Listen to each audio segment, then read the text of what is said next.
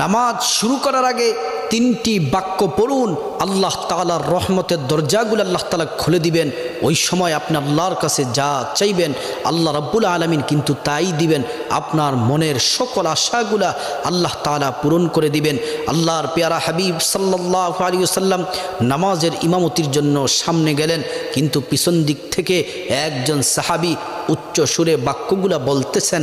আর আল্লাহ রাসূল নামাজ শেষ করার পরে জিজ্ঞেস করলেন, কে এই বাক্যগুলা পড়েছ? ওই সাহাবী হাত তুললেন।